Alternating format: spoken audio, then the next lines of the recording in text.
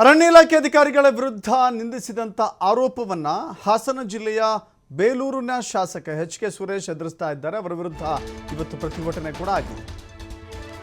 Hullalli Suresh, HK. Suresh ಅವರ ವಿರುದ್ಧ ಅರಣ್ಯಾಧಿಕಾರಿಗಳಿಗೆ ನಿಂದಿಸಿದ ಆರೋಪದ ಮೇಲೆ ಅದರ ವಿರುದ್ಧ ಪ್ರತಿಭಟನೆ ಆಗಿದೆ. ಹಾಸನ ಜಿಲ್ಲಾಧಿಕಾರಿ ಕಚೇರಿಯ ಎದುರು ಮೌನ ಪ್ರತಿಭಟನೆಯನ್ನು ಮಾಡಿದ್ದಾರೆ. ಶಾಸಕರ ವಿರುದ್ಧ ತಿರುಗಿ ಬಿದ್ದಿದೆ ಅರಣ್ಯ ಇಲಾಖೆಯ ಅಧಿಕಾರಿಗಳ ತಂಡ.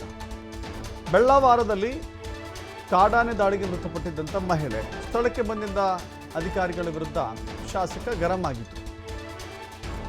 ಆತಂಕದಲ್ಲಿ ಕೆಲಸ ಮಾಡುವ ವಾತಾವರಣ ಉಂಟಾಗಿದೆ ಅಂತ ಹೇಳಿ ಅಲವತ್ತುಕೊಳ್ತಾ ಇದ್ದಾರೆ ಅರಣ್ಯಾಧಿಕಾರಿಗಳು. ಸಾಮೂಹಿಕ ರಜೆ ಮೇಲೆ ನಾವು ತೆರಳುತ್ತೀವಿ ಅಂತ ಹೇಳಿ ಅಧಿಕಾರಿಗಳು ಎಚ್ಚರಿಕೆಯ ಸಂದೇಶವನ್ನು ಕಳಿಸಿದ್ದಾರೆ. ಶಾಸಕ ಸುರೇಶ್ ವಿರುದ್ಧ ಕಾನೂನು ಕ್ರಮಕ್ಕೆ ಒತ್ತಾಯ ಮಾಡಿದ್ದಾರೆ ಅರಣ್ಯ ಇಲಾಖೆಯ ಸಿಬ್ಬಂದಿ.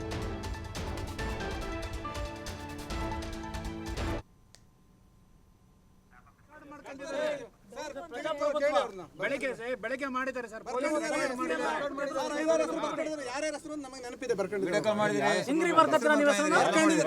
ಇದು ಪ್ರಜಾಪ್ರಭುತ್ವ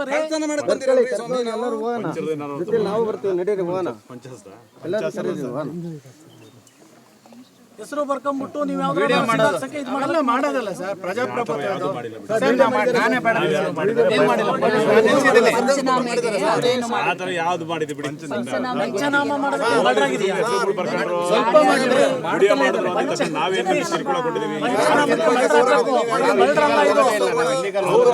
ಆನೆ ತುಳಿದುಕೊಳ್ಳೋದಾಗಿರೋದು. ಏನಪ್ಪ ನೀನೇನ್ ಮಾತಾಡ್ತೀಯ ಬೆಳಗ್ಗೆ? ಅಲ್ಲಿ ಪೋಸ್ಟ್ ಮಾರ್ಟಮ್ ಆಗಬೇಕು ಸರ್. ಅದಾದ್ಮೇಲೆ ನಾವು ಪರಿಹಾರ ಕೊಡಬೇಕು. ನಿಮ್ಮ ತಾಯಿಗೆ ಏನಾರು ಆಗಿದ್ರೆ ಬಿಡ್ತಿದ್ದೇನೆ ನೀನು? ಏನಾಗಿದ್ದು ಗೊತ್ತಿಲ್ವಾ? ಆನೆ ತುಳಿತಕ್ಕೆ ಇದಾಗಿರೋದು ಅಂತ ಪೋಸ್ಟ್ ಮಾರ್ಟಮ್ ಆದ್ಮೇಲೆ ಪರಿಹಾರ ಕೊಡ್ತೀಯ ನೀನು? ಏನ್ ನಿಮ್ಮ ಅಪ್ಪನ ಮನೆಯದು ಕೊಡ್ತೀಯ ನೀನು? ಸರ್ಕಾರದ ಕೊಡೋದು ದುಡ್ಡು. ಹುಷಾರ ಮಾತಾಡು. ಏನೋ ನಾನು ಬೆಳಗ್ಗೆಯಿಂದ ತಡ್ಕೊಂಡಿದ್ದೆ, ಹೇಳ್ತಾ ಇದ್ರಪ್ಪ ಎಲ್ಲ ರೆಡಿ ಮಾಡ್ಕೊಂಡು ಬನ್ನಿ ಅಂತ ಅಂದ್ರೆ, ಸರ್ ನಾನು ಹಾಸನಲ್ಲಿದ್ದೀನಿ ಸರ್, ಹಾಸನಲ್ಲಿದ್ದೀನಿ ಸರ್, ನಾನು ಇನ್ನೂ ಸಾವು ಅಂತ ಗೊತ್ತಿಲ್ಲ, ಇಲ್ಲ ಸಾವು ಅಂತ ಗೊತ್ತಿಲ್ಲ, ಅದು ಆನೆದು ಅಂತ ಗೊತ್ತಿಲ್ಲ, ನಾನು ಅದು ಪೋಸ್ಟ್ ಮಾರ್ಟಮ್ ಮಾಡಬೇಕು. ಆಯ್ತು ತಗೊಂಡೋಗಿ ಮಾಡಿಸು, ನೀನು ತಗೊಂಡೋಗಿ ಮಾಡ್ಸ ನೋಡ್ತೀನಿ. ಆಂಬುಲೆನ್ಸ್ ತಂದ್ಬಿಟ್ಟಿದ್ರಿ, ಪೋಸ್ಟ್ ಮಾರ್ಟಮ್ ತಗೊಂಡೋಗ್ತೀನಿ.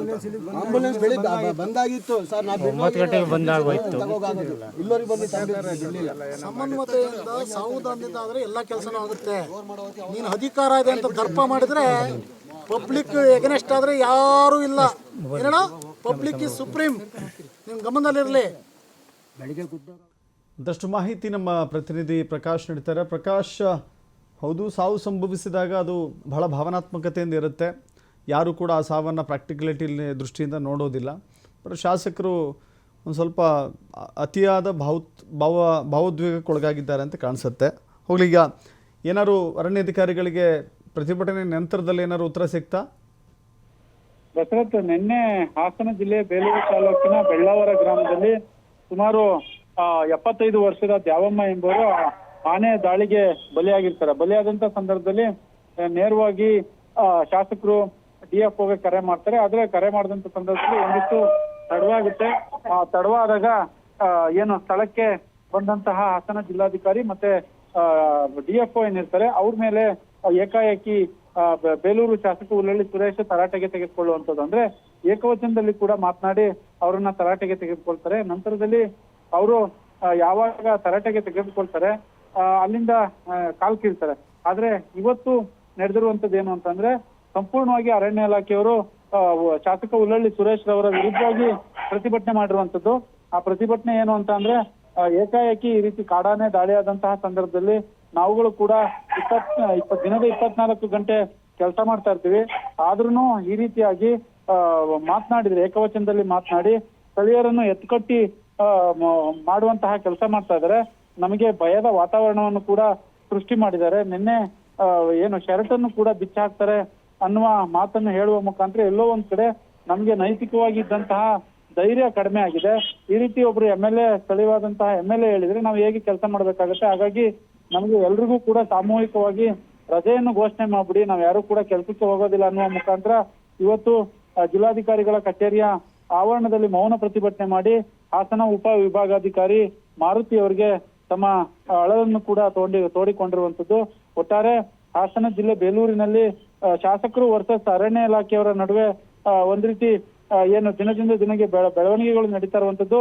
ನಾಳೆಗೆ ಯಾವೆಲ್ಲ ರೀತಿಯಾಗಿ ಹುಲಳ್ಳಿ ಸುರೇಶ್ ಇದಕ್ಕೆ ಪ್ರತಿಕ್ರಿಯೆ ಕೊಡ್ತಾರೆ ಅನ್ನೋದನ್ನ ಕಾದ್ ನೋಡ್ಬೇಕಾಗುತ್ತೆ ದಶರಥ್. ಥ್ಯಾಂಕ್ ಯು ಪ್ರಕಾಶ್ ನಿಮ್ಮೆಲ್ಲ ಮಾಹಿತಿಗೆ.